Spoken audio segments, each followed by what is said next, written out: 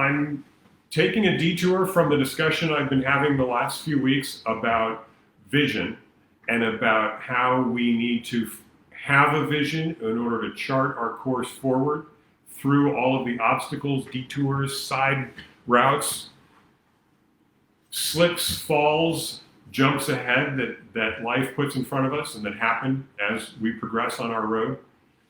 And particularly the aspect of vision that I have been talking about is the idea that as we move forward and really create our sense of our vision, our definition of to be, who we want to be, there's actually a spiritual and divine coming together that happens.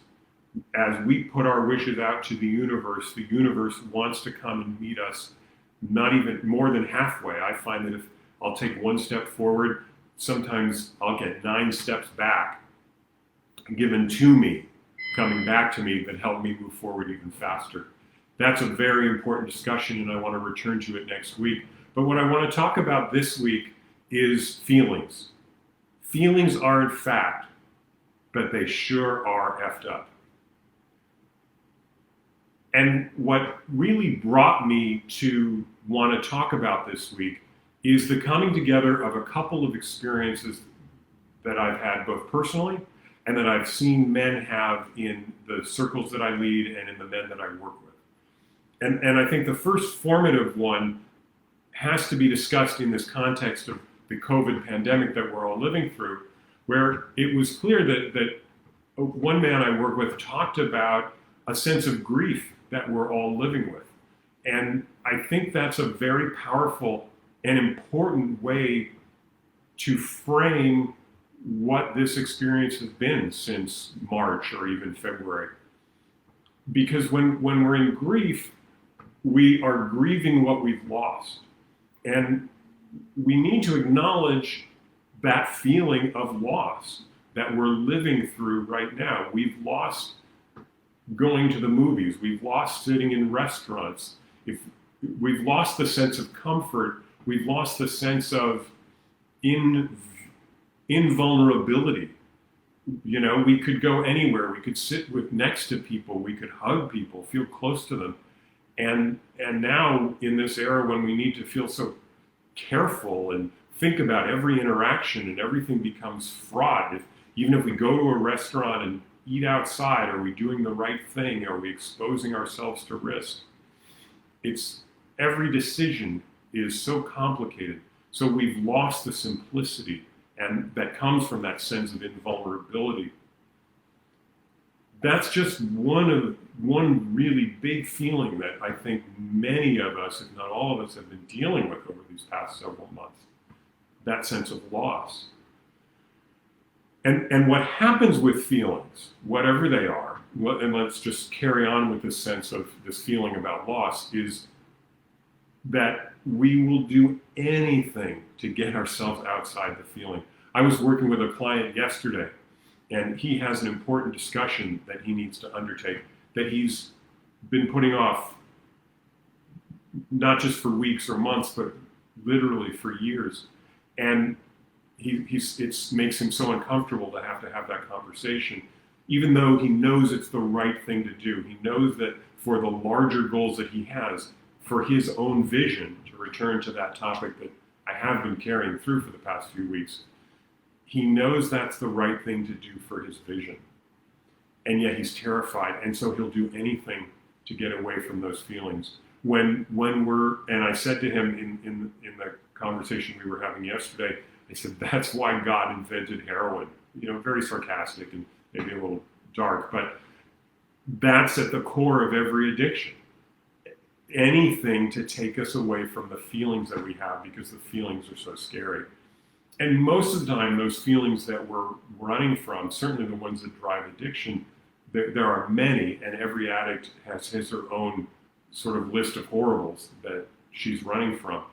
But feelings of loss, feelings of abandonment, feelings of inferiority, of imposter, and certainly fear, that may be the biggest feeling of all.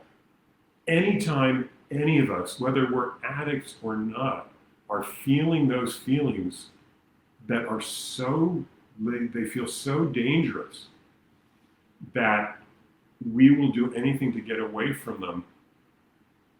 I discovered, I've known, for years and through therapy and through Al-Anon and 12, my involvement with 12-step work and my own coaching work and certainly reading and every kind of sort of education, self-improvement step that I was taking, I know that I have a lot of tapes that I'll run in my head, stories about myself that I'll switch into, and that they become their own limiting factors. They become their own weights, ballast holding me down.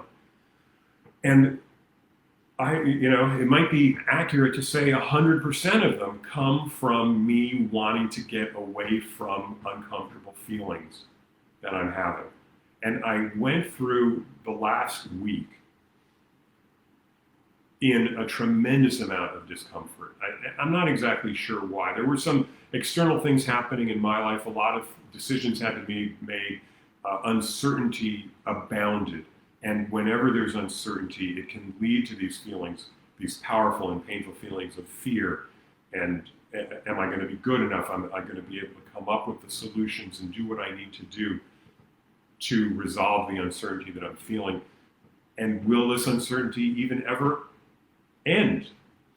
When we're feeling some of these feelings, we have to remember that they are coming from very young places in our psyche, that the feelings that were the most uncomfortable, like a fear and abandonment that we felt when we were children, when we were 3 years old, if our parent, our mother or father that we relied on for care was critical of us or challenged us or yelled at us, or even in those moments when we weren't sure we were going to get what we were going to need, what we needed, were so uncomfortable that discomfort has stayed with us, that even as adults, anytime we're feeling that childlike discomfort, we're not consciously making the connection back to the way we were as 3-year-olds, but I think subconsciously, and I would say even on a biological level, going back to our kind of reptilian brain, our flight or fight response, those feelings are so threatening that they feel like they're threatening our very survival. And of course, when you're 2 or 3 years old and you feel abandoned, is mother going to be there to feed me, or have I been abandoned? That's kind of the logic question that a 3-year-old feels, or a 2-year-old, or a baby, an infant is feeling when they're hungry and they don't know if they're ever going to be fed again. They have very little experience in this world. Those are cries that are literally coming out of a need for survival, and need to make sure that that baby will be taken care of. And anything that connects us back to that fear of extinguishment, of fear of death, fear that we won't survive, that we won't continue as an individual, is going to trigger that fight or flight response. So fast forward now to where we are today as adults, and that's the core archetypal discomfort that we're struggling to get away from. And so we're going to take anything we can to get away from those feelings. At least I will do anything I can to get away from those feelings. And fortunately, I have never turned to heroin. I haven't become an addict of substances, but I have become an addict of my negative self-stories.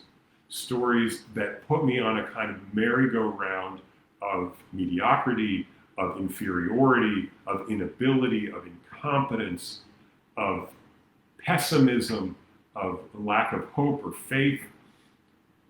All of these stories, some of them cover all of those characteristics, some of them are special for certain characteristics, but all of them, as uncomfortable as they are, they're more comfortable than the feeling of fear that might have triggered them, or the feeling of unknowing, the feeling of risk, like, am I going to be able to figure this out? Am I going to be able to succeed? I'm afraid I won't. I'm scared. So that was last week. And so what I did this week was really just try to slow down that chain, because it happens in a second. A millisecond, like the time it takes for the electron to go from one neuron to another. We move out of the sense of fear and into the escape from it. And for me, my addiction is my head. Like they say in Al-Anon, your mind is a dangerous place to go alone. It's a dangerous neighborhood to go into alone. And that's true, because of all the things I can think and all the things I can tell myself. And so I've just been working on, just this week, trying to slow down that neural network and just saying to myself, wait a minute, if I'm discovering myself in a negative self-story, then I'm slowing it down and I'm saying to myself, why am I in that self-story? What is the feeling? I've been consciously asking myself, what is the feeling that I'm using that story to distract myself from? What is the feeling I'm using the story to distract me from? And then I'm just sitting in the feeling. And that can be really uncomfortable, right? That's terrifying. I'm feeling the loss. I can't go to, my wife and I had a subscription to AMC Theater. We could go to, for a certain amount of money paid each month, we could go to any number of movies. And, if we bought 3 tickets, the savings on 3 tickets covered the whole month. And we could go to 6 movies for the price of 3. But we're not going to movies anymore. So if I'm experiencing, that loss, or I'm experiencing fear in my work, or fear in a relationship, or fear of, are all these things that I'm uncertain about going to resolve themselves? Just sitting in that fear for a minute, as scary as that is, has actually brought about a sense of release. Because what I can do, what I'm experiencing, is that I can be in that feeling. And I can remember that feelings aren't facts. Yeah, they're really effed up because they're so uncomfortable. They're so disturbing. But I can be scared. But as I sit here in my fear, I'm actually okay. It's a little warm today, but I'm comfortable in my chair. I'm safe in this room. Nobody's hurting me. Maybe that fear isn't a fact. It isn't founded. It isn't what I have to live. And maybe I can take a next step and say, okay, we're going to confront the uncertainty. To put myself in my client's shoes, I'm going to have the conversation that I'm afraid to have. I'm at least going to move towards having it. I'm going to call up the person I need to speak with and set a time and a date and a place. I'm going to take that baby step forward, and I'm going to do whatever I need to do. And then I'm going to let the next step take care of itself. I don't have to think 3 moves down the chessboard. I can be okay. And as I'm saying this to you, I'm feeling a sense of relief.